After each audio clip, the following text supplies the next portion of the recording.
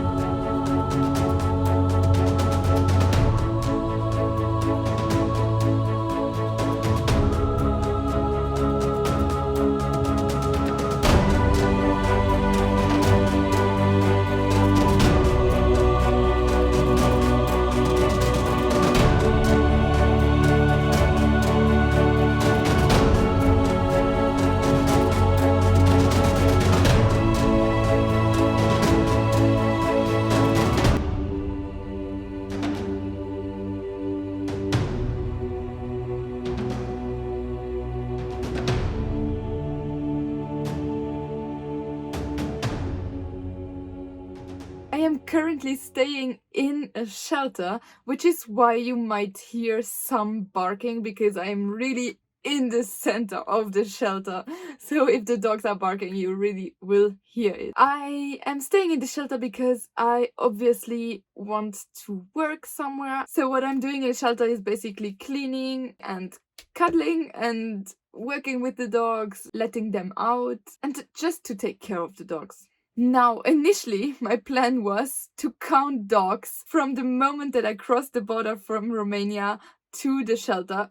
But because of COVID and because my COVID test result arrived too late, I had to wait at the border of Romania, and I could only cross the border when it was already dark. Now, I want to talk about why does this situation exist in Romania? Because I'm sure that many of you already heard about the fact that there are so many strays in Romania and that there are so many problems with dogs in Romania, but many people don't really understand how this can happen and why there are so many dogs in need here in Romania. So first of all, we have the cultural difference between Romania and the more Western European countries. This means that people here in Romania don't have the same view of a dog. I mean, not all of them, of course, but many of them don't have the same appreciation for dogs than we have. You can compare this situation actually with the cows. You know, in India, cows are very high placed, almost holy. For them, eating a cow is like a crime.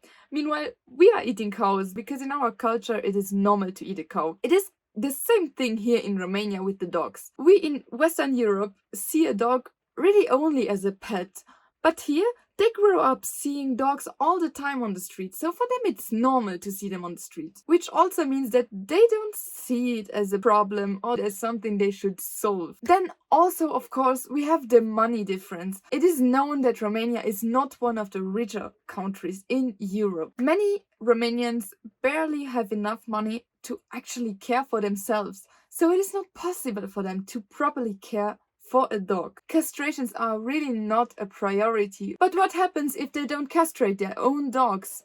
They don't keep them inside of the houses like we do. They keep them outside on the street. They don't always supervise them.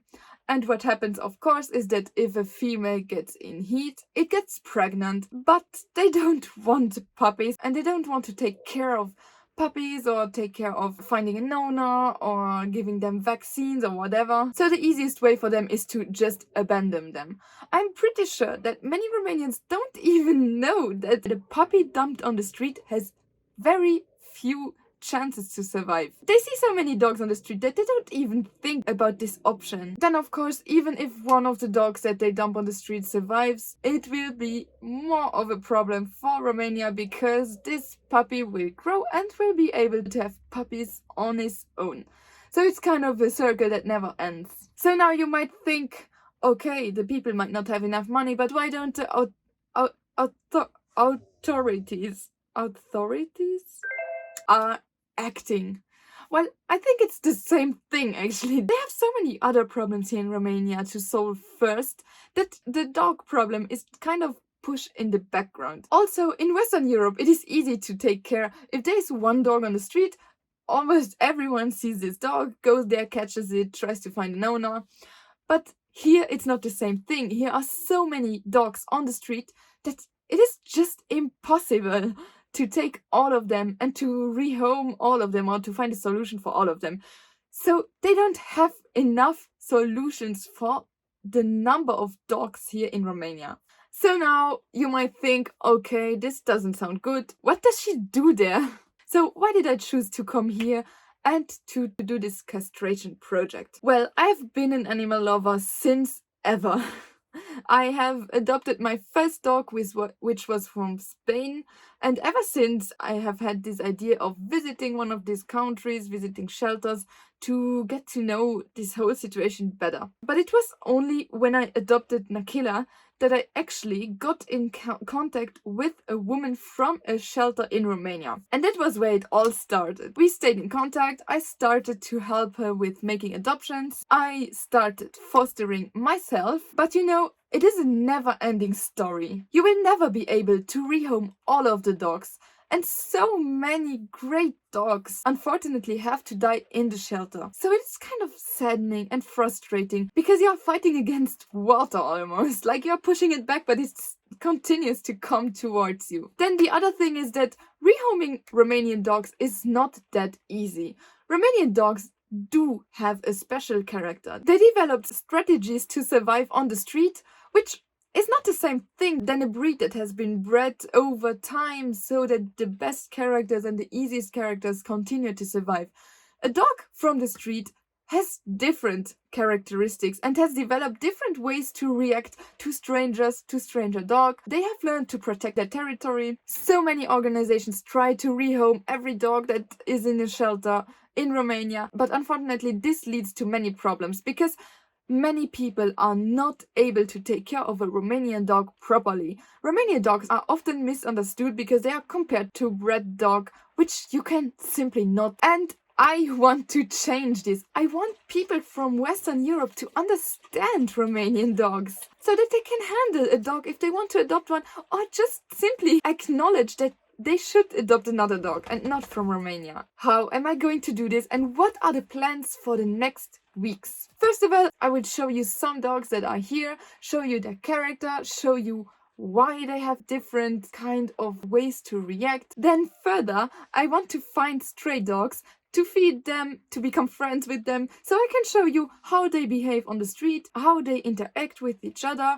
how they interact with me, so you can learn a little bit more about the stray dogs here in Romania. Then of course I am going to organize castrations, because this is the whole purpose of this YouTube channel, of this project, and of me being here in Romania. And then I want to talk about shelters, about how they are organized, about what problems do they have, what problems do the dogs have in the shelters, about strays, about the situation in Romania, and etc. So you can see I have many ideas in my mind. So this is it already for this video, and I hope that you are going to stay tuned for the videos that are going to come, because they are going to be so interesting and so educating. If you are interested in this subject, then please subscribe to my channel, give this video a like, leave comments about what you want to see on this YouTube channel, what you want me to show you. You can tell me everything. I'm in Romania now. I have plenty possibilities, so just tell me whatever you want to see and I'm going to make it happen.